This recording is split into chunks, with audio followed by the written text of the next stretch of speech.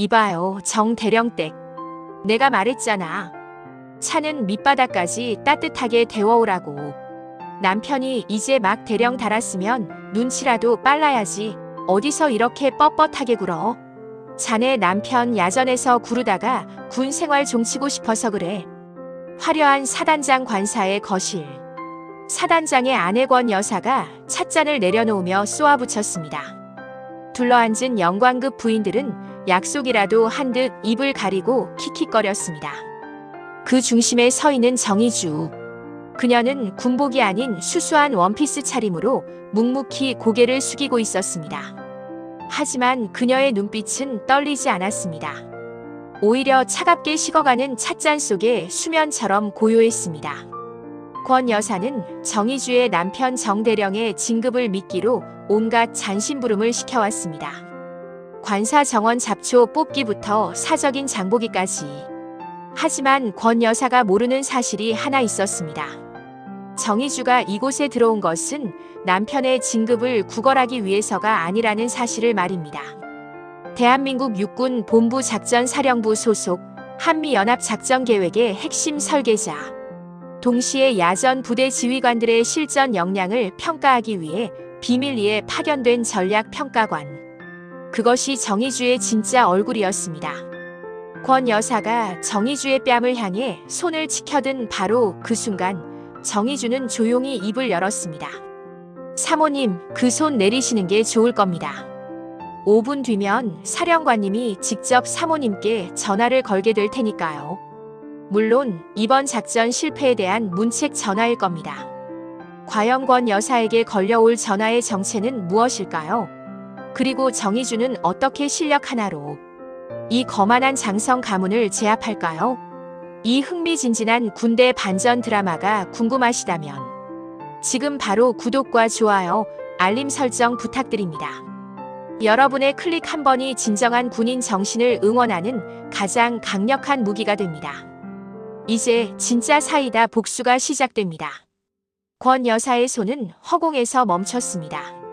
정의주의 눈빛이 예전에 그 순종적이던 막내 대령 아내의 것이 아니었기 때문입니다. 하지만 권 여사는 곧 코웃음을 치며 다시 소파에 깊숙이 몸을 묻었습니다. 감히 대령 나부랭이 처지가 누구 앞이라고 훈수냐는 시기였습니다. 그녀에게 이 부대는 남편의 통치구역이자 자신의 놀이터였습니다. 어머, 얘 좀 봐. 5분. 지금 나랑 기싸움 하자는 거야? 내 남편이 전방고지에서 흙이나 파먹더니 마누라까지 정신이 나갔나 보네. 사령관님이 나한테 전화를 한다고? 당연히 하겠지. 오늘 저녁 메뉴가 뭔지 물어보려고 하시려나? 권 여사의 조롱에 다른 부인들이 자지러지게 웃음을 터뜨렸습니다. 그들은 정의주가 가져온 다과 접시를 보란듯이 구석으로 밀어버렸습니다. 정의주는 그 모습을 가만히 지켜보았습니다. 그녀의 손목시계 초침은 쉼없이 돌아가고 있었습니다. 1분, 2분. 거실의 공기는 평온했지만 정의주의 귀에 꽂힌 미세한 인이어에서는 긴박한 상황 보고가 쏟아지고 있었습니다. 현재 사단 지휘소, 작전 검열 시작 30분 경과. 사단장의 대응 지연 및 전술적 오류 확인 완료. 6본 검열단, 지휘권 일시 정지 권고안 상정. 정의주는 속으로 숫자를 세었습니다. 권 여사는 여전히 기세등등하게 정의주의 집안 배경과 학벌을 들먹이며 인격 모독을 이어갔습니다. 남편이 육사를 나왔으면 뭐 하느냐, 줄을 잘 서야 별을 다는 법인데. 너 같은 마누라를 둔 덕분에 정대령은 이번 인사에서 끝났다는 악담까지 퍼부었습니다. 그때였습니다. 권 여사의 최신형 스마트폰이 거실의 정적을 깨고 요란하게 울리기 시작했습니다. 화면에 뜬 이름은 여보. 사단장이었습니다. 권 여사는 의기양양하게 정의주를 노려보며 스피커폰을 눌렀습니다. 정의주에게 똑똑히 들려주겠다는 심산이었습니다. 여보, 웬일이야 이 시간에? 지금 우리 집에 그 정대령 마누라가 와 있는데. 말이야, 이 여자가 아주 정신 나간 소리를. 하지만 수화기 너머로 들려오는 목소리는 권 여사가 기대했던 부드러운 음성이 아니었습니다. 그것은 비명과 절규 그리고 극도의 공포가 섞인 짐승의 울부짖음에 가까웠습니다. 당장 그 입 다물고 그 사람한테 무릎 꿇어. 아니, 사과부터 해. 죽고 싶어 환장했어. 지금 우리 부대 작전권이 박탈됐단 말이야. 육본에서 내려온 검열 단장이 누군 줄 알아? 바로 지금 당신 앞에 있는 정의주 대령이라고. 전화기 너머로 들려오는 육성 파편과 함께 관사 밖에서 요란한 군용 차량들의 엔진 소리가 들려오기 시작했습니다.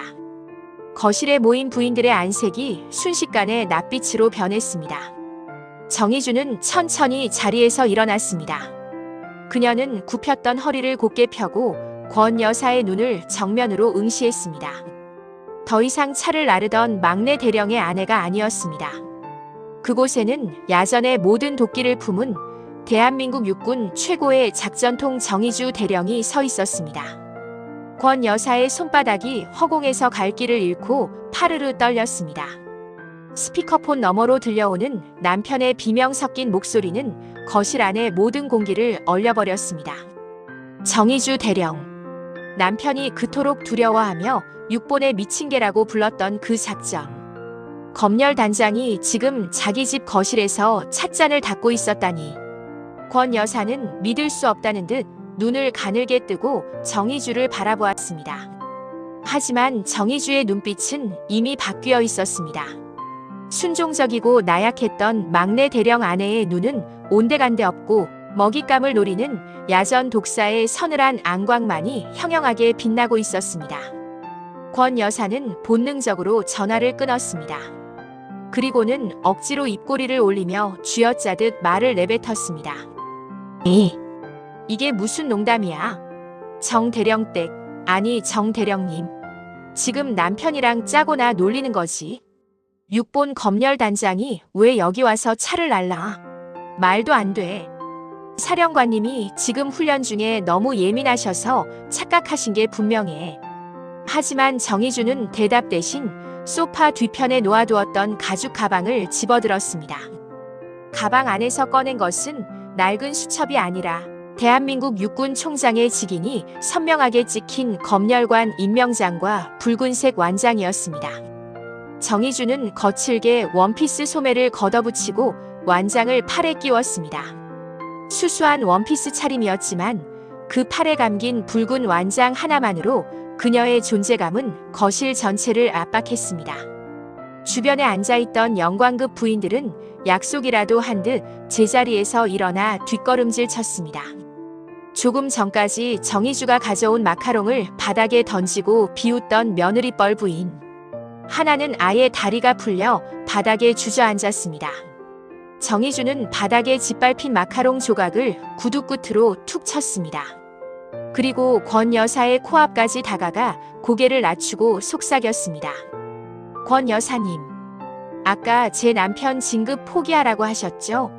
전방고지에서 흙 파먹는 군인들. 무시하면서 여기 앉아 에어컨 바람 쐬며 인사권 휘두르는 게 참 즐거우셨나 봅니다. 그런데 어쩌죠? 오늘 사단장님이 지휘한 전술기동, 그거 제가 3년 전 야전 교범 개정할 때 절대 하지 말아야 할 오판으로 사례에 넣었던 겁니다. 사단장님은 오늘 그 함정에 제 발로 기어들어가셨고 전 지금 그 무능함을 공식적으로 기록하러 가는 길입니다. 권 여사는 입술을 부르르 떨며 소리쳤습니다. 내가 감히 우리 아버지가 누군지 알아? 국방부 장관님하고 형님, 동생 하는 사이라고. 내가 오늘 이런 무례를 범하고도 무사할 줄 알아. 당장 그 완장 벗고 사죄해. 그러면 내 남편한테 말해서 이번 한 번만은. 정의주는 실수했습니다. 여전히 상황 파악이 안 되시는군요. 사모님 아버님이 장관님과 형님 동생 하시는 건 사적 영역이고 지금 제 손에 든 건 공적 권한입니다. 대한민국 군대는 사모님 아버지의 사조직이 아닙니다. 그리고 착각하지 마세요. 전 사모님께 무례를 범하러 온 게 아닙니다. 사모님이 20년 동안 이 관사를 성지 삼아 휘둘러온 그 추악한 인사 로비의 실체를 확인하러 온 겁니다. 정희주는 거실 탁자 위에 놓인 권 여사의 다이어리를 낚아챘습니다. 권 여사가 비명을 지르며 뺏으려 했지만 정희주의 단단한 팔에 밀려 소파로 고꾸라졌습니다. 다이어리 안에는 각 부대 영관급 장교들의 이름과 함께 O, X 표시, 그리고 금액으로 추정되는 숫자들, 사적인 부탁 내용들이 빼곡했습니다. 어떤 대령의 아내가 명품 가방을 바쳤는지, 어떤 중령의 아내가 김장을 도와줬는지까지 적힌 추악한 로비 장부였습니다. 이게 바로 사령관님이 그토록 자랑하던 인하단결의 실체였나요? 군인들의 명예가 고작 김장 몇 포기와 가방 몇 개에 결정되고 있었군요. 정희주의 목소리는 분노로 인해 낮게 깔렸습니다. 권 여사님, 아까 제 남편이 눈치가 없다고 하셨죠? 제 남편은 눈치가 없는 게 아니라 당신들처럼 명예를 돈으로 환산하는 법을 배우지 못한 것뿐입니다. 진짜 군인은 그런 걸 배우지 않거든요. 정희주는 다이어리를 가방에 넣고 현관으로 향했습니다. 권 여사는 다시 일어나 악을 썼습니다. 거기 안 서. 너 그거 가지고 나가면 내가 가만 안 둘 거야. 우리 남편한테 말해서 정대령은 물론이고 내 집안 식구들까지 다 매장해 버릴 거야. 현관 앞에 멈춰 선 정희주가 천천히 뒤를 돌아보았습니다. 그녀의 얼굴에는 서늘한 미소가 걸려 있었습니다. 사모님, 제가 아까 말씀드렸죠. 5분 뒤면 전화가 올 거라고. 이제 10분 지났습니다. 두 번째 전화는 남편분이 아닐 겁니다.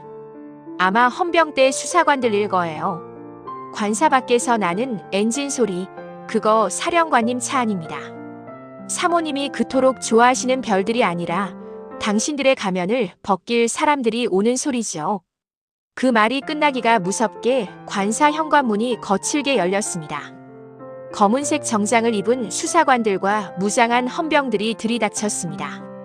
권 여사는 비명을 지르며 거실 구석으로 도망쳤지만 수사관들은 거침없이 관사 내부를 수색하기 시작했습니다. 정희주는 그 아수라장 속에서 당당하게 밖으로 걸어 나갔습니다. 관사 마당에는 먼지를 일으키며 도착한 군용 지프차들이 줄을 지어 서 있었습니다.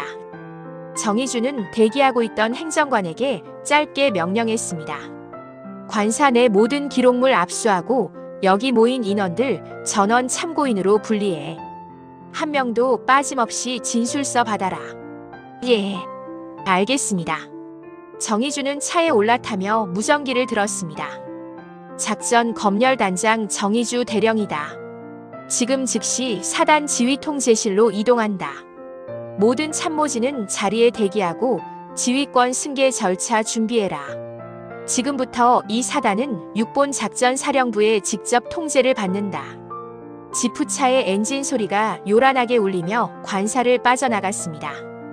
100m 속으로 보이는 권 여사의 화려한 관사는 이제 거대한 감옥처럼 보였습니다. 정희주는 전투복 대신 입은 원피스 자락을 정리하며 눈을 감았습니다. 이제 시작이었습니다. 정치 군인들이 만들어 놓은 그 견고하고 추악한 성벽을 야전의 찬바람을 맞으며 버텨온 진짜 군인들의 힘으로 무너뜨릴 시간이었습니다. 지프차는 어두운 산길을 뚫고 사단 지휘소로 향했습니다.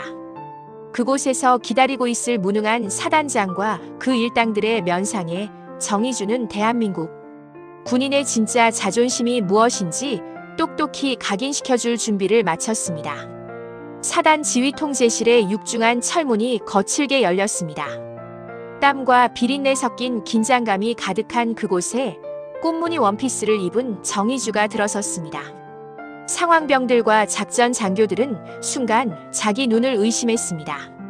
작전이 터져 사단 전체가 비상인 상황에 웬 민간인 여자가 지휘소 한복판에 나타났기 때문입니다.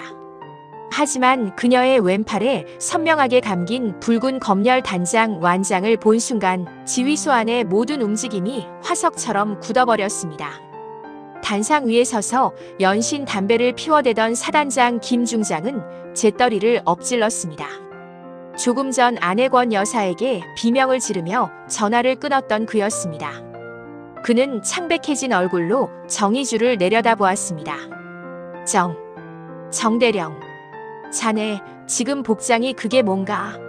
아무리 검열 단장이라도 지휘소 예절이 있지. 정의주는 대답 대신 지휘소 중앙 상황판 앞으로 걸어갔습니다. 실시간으로 중계되는 훈련 상황도에는 아군 부대들이 적의 포위망에 갇혀 갈팡질팡하는 모습이 적나라하게 찍혀 있었습니다. 정의주는 차갑게 입을 열었습니다. 복장 지적할 여유가 있으시군요, 사단장님. 지금 사단장님의 무능한 판단으로 전방 1년대가 고립된 지 30분이 넘었습니다. 지휘관이 옷차림 따지는 동안 병사들은 산속에서 길을 잃고 헤매고 있다는 뜻입니다. 사단장은 책상을 쾅 쳤습니다. 말 조심해. 이건 전략적인 후퇴야. 내가 30년 군 생활 동안 쌓은 노하우로 결정한 작전이라고. 정의주는 비웃듯 상황판의 특정 좌표를 손가락으로 가리켰습니다. 30년 노하우가 고작 이겁니까? 사령관님이 선택한 후퇴 경로는 20년 전 교범에나 나오던 퇴로입니다. 이미 적군은 그 길목에 매복을 마쳤습니다. 지금 당장 중지 명령 안 내리면 1년대는 전멸입니다. 이건 훈련이 아니라 살인 방조예요. 지휘소 내 참모들은 정의주의 서슬 퍼런 분석에 서로의 눈치만 살폈습니다. 사실 그들도 사단장의 명령이 잘못됐다는 걸 알고 있었습니다. 하지만 권 사모님과 연결된 인사 라인에서 눈밖에 날까봐 아무도 입을 열지 못하고 있었습니다. 정의주는 그 침묵의 무게를 정확히 꿰뚫어 보았습니다. 그녀는 품 안에서 암호화된 태블릿 PC를 꺼내 지휘소 메인 서버에 연결했습니다. 화면에 육군본부 긴급작전 지시라는 로고가 대대적으로 떴습니다. 지금 이 시간부로 육군 참모총장님의 권한을 대행합니다. 사단장 김중장, 그리고 작전참모 이대령. 당신들의 지휘권은 이 시간부로 일시 정지됩니다. 지금부터 모든 작전 명령은 검열 단장인 제 승인 없이는 발효되지 않습니다. 사단장은 거품을 물며 달려들 기세였습니다. 내가 감히. 내가 군단장님 동기야. 육본에 네 줄이 어디까지 닿아 있는 줄 알아. 정의주는 눈 하나 깜짝하지 않고 사단장의 눈을 똑바로 응시했습니다. 줄. 사령관님이 그 썩은 줄 잡고 골프 치러 다닐 때 전 휴가 반납하고 이 부대 지형 정찰만 10번을 돌았습니다. 사령관님이 관사에서 부인들 시켜 뒷돈 챙길 때 전 이 부대 병사들이 먹는 짬밥 온도가 몇 도인지 체크했습니다. 당신들이 말하는 그 인맥이라는 게 지금 저 상황판의 병사들을 구해줄 수 있을 것 같습니까? 지휘소 내 스피커에서 고립된 1년대장의 절박한 무전 소리가 터져 나왔습니다. 본부, 응답하라. 적 매복에 걸렸다. 지원이 필요하다. 사단장님, 제발 명령을 내려주십시오. 사단장은 아무 말도 못하고 입술만 달달 떨었습니다. 정의주는 그런 사단장을 밀쳐내고 지휘관석 마이크를 잡았습니다. 여기는 육본 검열단장 정의주 대령이다. 1년대장, 내 말 들리는가? 지금 즉시 기존 퇴로를 폐기하고 백오고지 방향으로 우회하라. 그곳에 우리 측 포병 사격 지원을 요청해 두었다. 내가 책임진다. 당장 움직여. 원피스를 입은 여자의 목소리가 지휘소 전체를 울렸습니다. 군인으로서의 명예를 잃어버린 장성들이 즐비한 그곳에서 오직 정의주만이 진짜 군인의 언어를 내뱉고 있었습니다. 사단장은 그 위압감에 눌려 자리에 주저앉았습니다. 계급은 중장이었지만 실력과 기계에서 그는 이미 대령인 정의주에게 완전히 압살당한 상태였습니다. 거꾸로 흐르는 지휘 체계. 장군이 명령을 구걸하고 대령이 부대를 지휘하는 기이한 광경이 벌어지고 있었습니다. 하지만 지휘소 안의 모든 장교는 직감했습니다. 지금 이 지휘소의 진짜 주인은 화려한 별을 단 노병이 아니라 야전의 도끼를 품고 나타난 저 여자라는 사실을 말입니다. 지휘소 전체가 정적에 잠겼습니다. 사단장의 명령이 아닌 검열 단장의 목소리가 마이크를 타고 전 부대에 울려 퍼지는 순간 장교들의 머릿속엔 항명과 생존이라는 단어가 충돌했습니다. 사단장 김중장은 얼굴이 벌개진 채 삿대질을 해댔습니다. 정의주, 내가 지금 미쳤구나. 배고고지는 험준해서 차량 이동이 불가능해. 거기서 고립되면 내가 책임질 거야. 정의주는 사단장을 보지도 않고 상황판의 고도 지도를 확대했습니다. 사령관님, 골프장 지도는 빠삭하셔도 부대 뒤 산맥 지도는 까막눈이시군요. 배고고지 7부 능선에는 30년 전 폐쇄된 임도가 있습니다. 제가 지난달 야간 정찰 때 확인한 바로는 소형 전술 차량 충분히 통과 가능합니다. 적들은 우리가 그 험로를 택할 거라곤 상상도 못하겠죠. 정의주는 작전 참모를 매섭게 노려보았습니다. 이 대령, 멍하니 있지 말고 포병 연대에 무전 때려. 배고고지 전방 500m 지점에 연막탄과 고폭탄 복합 사격 실시한다. 1년대가 우회할 시간을 벌어줘야 해. 내 명령이다. 거부하면 즉시 항명죄로 보직 해임하겠다. 작전 참모는 침을 꿀꺽 삼켰습니다. 사단장의 눈치를 보던 그는 정의주의 눈에 서린 압도적인 기세와 확신에 찬 데이터 앞에 결국 무너졌습니다. 예, 알겠습니다. 포병연대, 지금 즉시 좌표 45-22에 효력사 실시하라. 검열 단장님 명령이다. 지휘소 내 통신병들의 손놀림이 빨라졌습니다. 사단장은 허탈한 듯 지휘관석 옆 기둥을 붙잡고 부르르 떨었습니다. 내 놈들이 감히 내 지휘권을. 육본에 당장 전화해. 이 여자 당장 끌어내라고 해. 하지만 육본은커녕 군단에서도 응답이 없었습니다. 이미 군단장까지 정의주의 사전 보고를 받고 현장 지휘권 일시 위임을 승인한 상태였기 때문입니다. 상황판의 파란색 점들이 배고고지 능선을 따라 빠르게 움직이기 시작했습니다. 적군을 상징하는 빨간색 점들이 당황한 듯 그 주위를 맴돌았지만 정의주가 지시한 포격이 터지자 갈 길을 잃고 흩어졌습니다. 1년대 배고고지 돌파 성공. 피해 무후. 현재 사단 주력 부대와 합류 중입니다.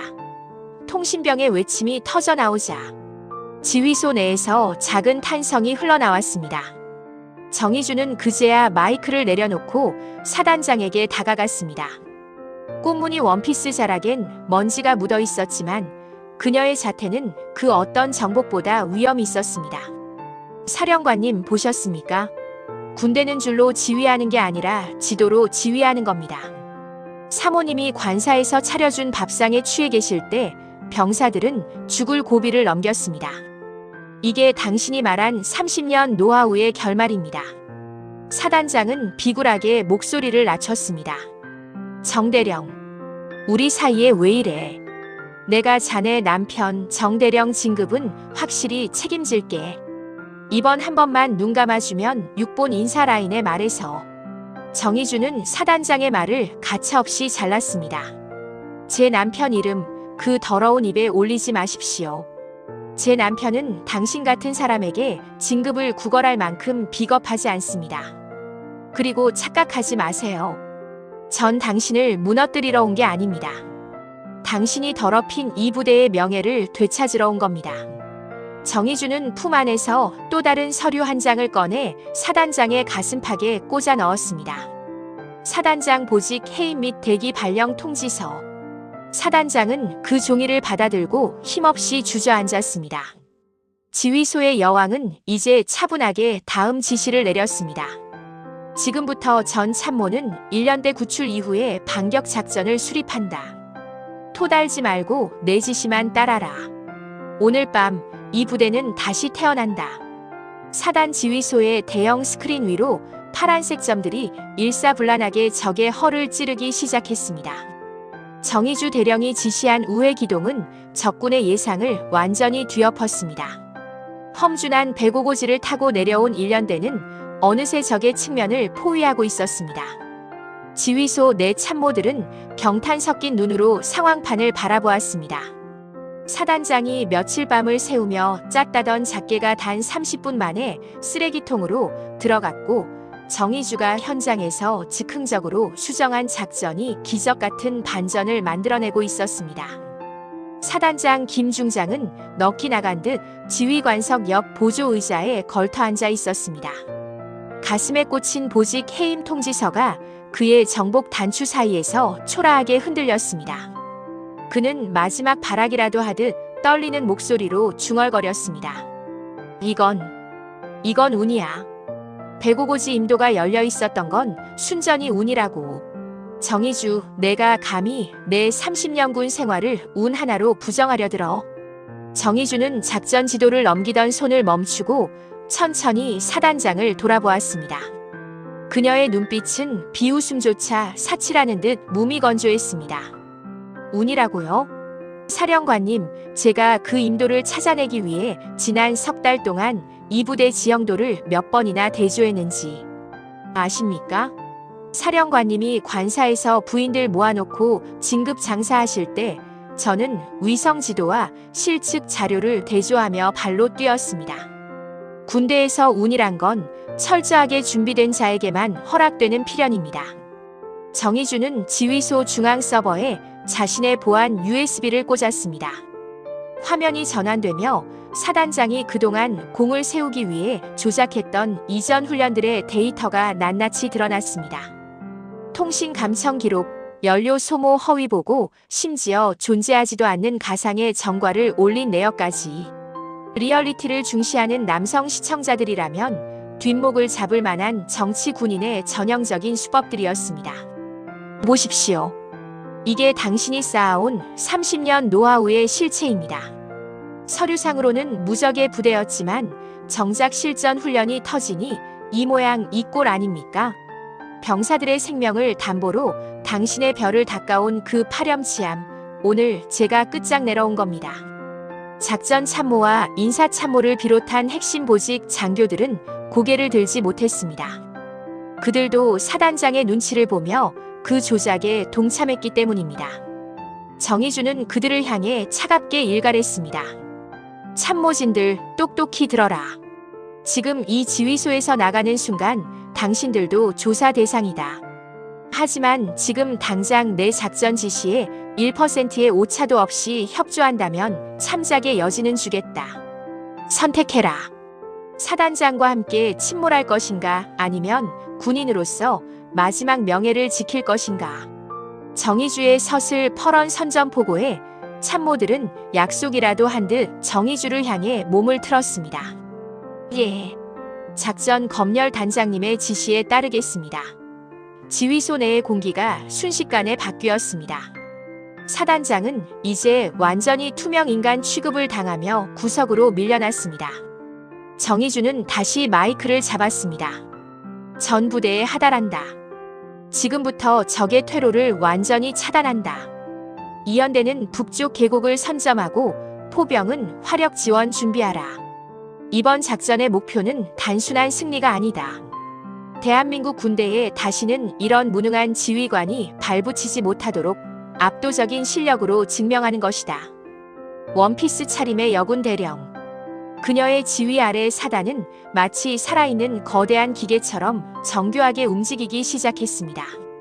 정치적 수사와 인맥으로 점철되었던 가짜들의 성벽이 야전에서 단련된 진짜 베테랑의 한 수 앞에 모래성처럼 허물어지고 있었습니다. 지휘 통제실의 상황판이 승리를 상징하는 푸른빛으로 물들어갈 무렵 사단장 관사 앞은 그야말로 아수라장이었습니다. 화려한 금박 장식의 현관문 밖으로 고가의 명품 가방과 외제 가전들이 쏟아져 나왔습니다. 헌병대 수사관들이 들이닥쳐 압수물 표식을 붙이는 동안 권 여사는 헝클어진 머리를 쥐어뜯으며 비명을 질렀습니다. 이게 다 누구 건 줄 알고 손을 대. 당장 그 더러운 손 치우지 못해. 우리 아버지가 전직 군단장이야. 너희들 내일이면 다 옷 벗게 될 줄 알아. 하지만 수사관들은 눈 하나 깜짝하지 않았습니다. 오히려 차갑게 권 여사를 밀쳐내며 관사 깊숙한 곳에 숨겨진 비밀 금고를 찾아냈습니다. 그 안에서 쏟아져 나온 것은 빳빳한 현금 뭉치가 아니었습니다. 바로 사단 내 주요 보직 장교들의 부인들과 주고받은 인사거래, 장부와 작전 성과를 조작하기 위해 현장 부대장들에게 압력을 넣은 통화 녹취 파일들이었습니다. 권 여사는 바닥에 주저앉아 멍하니 그 광경을 바라보았습니다. 조금 전까지만 해도 그녀의 발밑에서 아부하며 사모님, 저희 남편 이번에 6본으로 꼭 좀 보내주세요라고 매달리던 영광급 부인들은 이미 자취를 감춘 뒤였습니다. 아니, 그들은 관사 담벼락 너머에서 수군거리며 권 여사를 손가락질하고 있었습니다. 세상에, 저 여자가 저렇게까지 해 처먹었을 줄이야. 우리 남편 진급 안 된 게 다 저 여자 때문이었네. 그때 육군 본부 마크가 선명하게 찍힌 검은색 세단 한 대가 관사 마당으로 미끄러지듯 들어왔습니다. 차 문이 열리고 내린 사람은 정의주 대령의 남편 정대령이었습니다. 평소 권 여사에게 눈치 없는 곰탱이라며 멸시받던 그가 오늘은 완벽하게 다려진 정복 차림으로 서 있었습니다. 그의 가슴에는 육본 인사사령부 핵심 보직임을 상징하는 휘장이 번뜩였습니다. 정대령은 권 여사 앞에 멈춰 섰습니다. 권 여사는 마치 구원자라도 만난 듯 그의 바지가랑이를 붙잡았습니다. 정대령, 아니 정대령님, 제발 사령관님 좀 도와줘요. 희주, 아니 정대령님한테 말해서 한 번만 봐달라고 해줘요. 우리가 같은 부대 식구끼리 이러면 안 되잖아요. 정대령은 차가운 눈빛으로 권 여사의 손을 뿌리쳤습니다. 사모님, 착각하지 마십시오. 제 아내는 사령관님을 도우러 온 게 아니라 당신들이 더럽힌 이 부대의 명예를 정화하러 온 겁니다. 그리고 식구라고 하셨습니까? 제 아내가 당신 집에서 바닥을 닦고 차를 나를 때 당신은 단 한 번이라도 그녀를 식구로 대하신 적이 있습니까? 정대령의 목소리는 나직했지만 서슬퍼런 칼날 같았습니다. 그는 수사관들에게 명령했습니다. 관사 내 모든 증거물 확보 완료되면 즉시 봉인해라. 그리고 권 여사는 군사시설 무단 점유 및 인사개입 혐의로 임의 동행한다. 권 여사는 헌병들에 의해 끌려나가며 마지막까지 악담을 퍼부었습니다. 하지만 그녀를 태운 차량이 연병장을 지날 때 훈련을 마치고 복귀하던 병사들은 일제히 차량을 향해 침을 뱉거나 야유를 보냈습니다. 지휘관의 권위가 명예가 아닌 탐욕에서 나왔을 때 그 결말이 얼마나 비참한지를 보여주는 적나라한 장면이었습니다. 같은 시각 지휘 통제실에서 작전을 완벽하게 성공시킨 정의주는 모니터를 껐습니다. 그녀의 핸드폰으로 남편의 문자 메시지가 도착했습니다. 상황 종료. 관사 정리 완료. 정의주는 엷은 미소를 지으며 지휘소 문을 나섰습니다. 원피스 차림의 그녀가 지나갈 때마다 조금 전까지 사단장의 눈치를 보던 장교들이 일제히 멈춰 서서 부동자세를 취했습니다. 그것은 계급에 대한 예우가 아니었습니다. 압도적인 실력으로 자신들의 무능함을 깨부수고 진짜 군인의 길이 무엇인지 보여준 야전 독사에 대한 경외심이었습니다. 사단장 가문의 화려했던 성벽은 그렇게 단 하룻밤 만에 먼지처럼 허물어져 내렸습니다. 사단 지휘 통제실의 육중한 철문을 열고 나온 정의주의 발걸음은 거침이 없었습니다. 먼지 묻은 원피스 자락이 밤바람에 휘날렸지만 그녀의 어깨는 그 어느 때보다 꼿꼿했습니다. 지휘소 입구에서 대기하던 헌병대 소속 레토나 차량이 그녀 앞에 멈춰 섰습니다. 운전석에서 내린 중위가 절도 있게 거수 경례를 붙였습니다. 단장님, 연병장에 전 부대원 집결 완료되었습니다. 현재 시각 21시 30분입니다. 정의주는 시계를 확인하며 고개를 끄덕였습니다. 차에 올라타 연병장으로 향하는 길, 부대 곳곳에는 훈련의 흔적이 가득했습니다. 고립되었던 1년대 병사들이 흙먼지를 뒤집어 쓴 채 장비를 정리하고 있었고 그들은 지나가는 지휘 차량을 보며 하던 일을 멈췄습니다. 이미 부대 내에는 소문이 파다했습니다. 사단장의 무능한 명령을 정면으로 거부하고 직접 마이크를 잡아 자신들을 사선에서 구해낸 원피스 입은 여군 대령에 대한 전설 같은 이야기가 말입니다. 연병장에 도착하자 서치라이트 수십 개가 밤하늘을 가르며 중앙 단상을 비추고 있었습니다. 사단 예하전 장병 5천여 명의 병사들이 오와 열을 맞춘 채 부동자세로 서 있었습니다. 그 앞줄에는 사단장을 보필하며 호가호위하던 참모진들이 고개를 푹 숙인 채 서 있었고, 그들 옆에는 헌병대 수사관들에게 연행되는 사단장 김중장의 모습도 보였습니다. 계급장은 뜯겨나가지 않았지만 이미 그의 영혼은 파멸해 있었습니다. 정의주는 차에서 내려 천천히 단상 위로 걸어 올라갔습니다. 구두 굽소리가 적막한 연병장에 울려 퍼졌습니다. 마이크 앞에 선 그녀는 잠시 아무 말도 하지 않았습니다. 5천여 명의 시선이 그녀에게 꽂혔습니다. 누군가는 의구심을, 누군가는 경외심을, 누군가는 해방감을 담은 눈빛이었습니다. 정의주는 숨을 크게 들이마신 뒤 마이크를 잡았습니다. 여기는 육군 본부 작전사령부 평가관 정의주 대령이다. 전 장병, 편히 쉬어.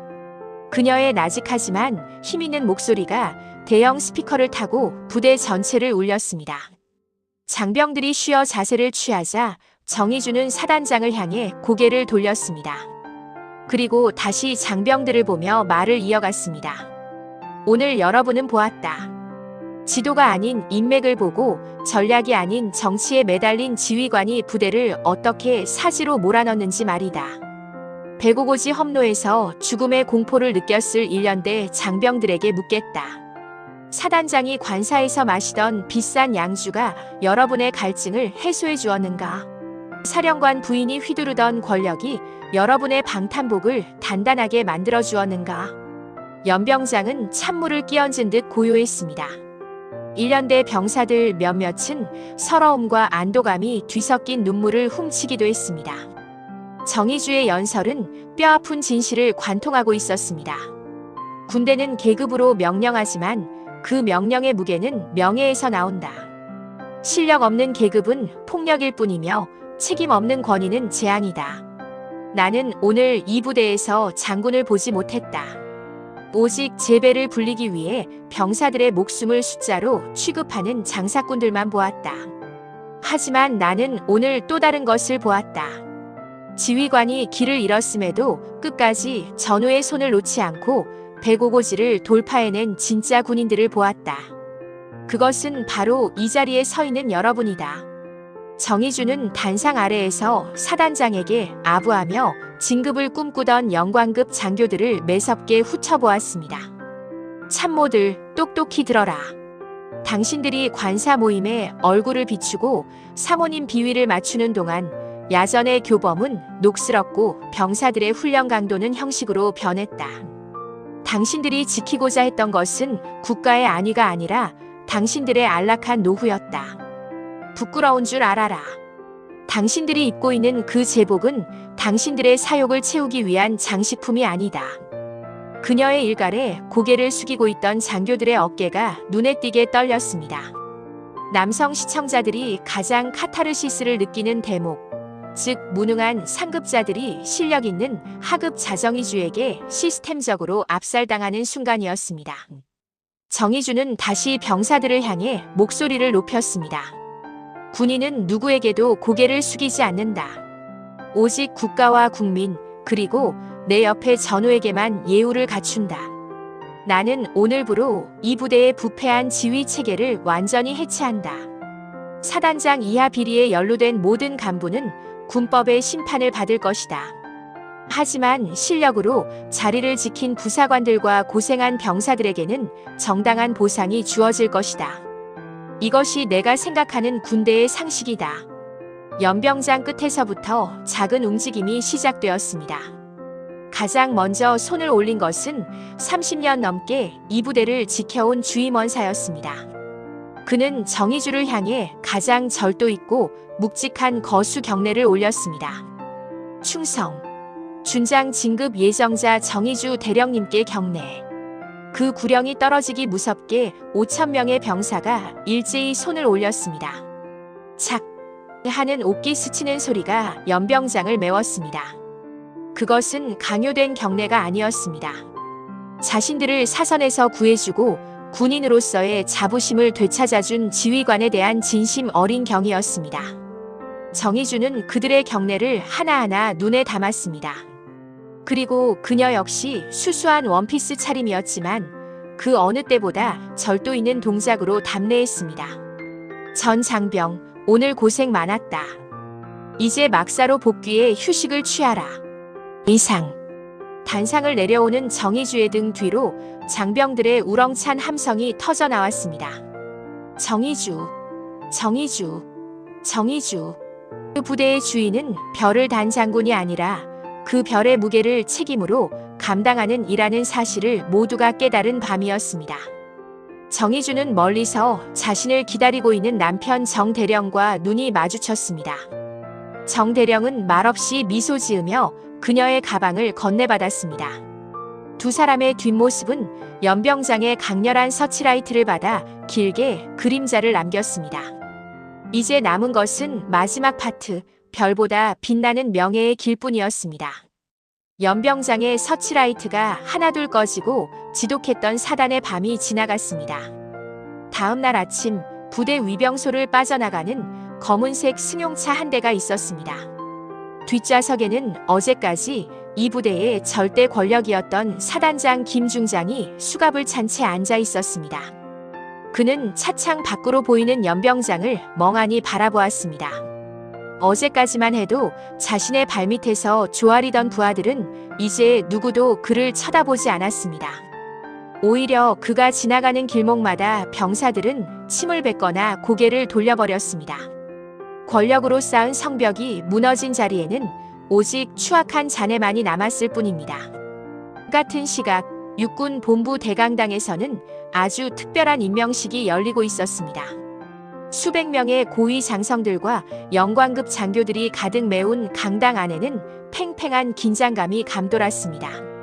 단상 위에는 대한민국 육군 참모총장이 엄숙한 표정으로 서 있었고 그 앞으로 한 여군이 절도 있게 걸어 들어왔습니다.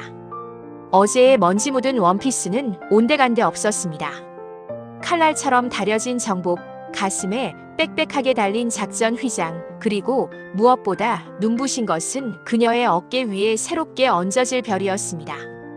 육군 대령 정희주, 귀하를 준장으로 임명함.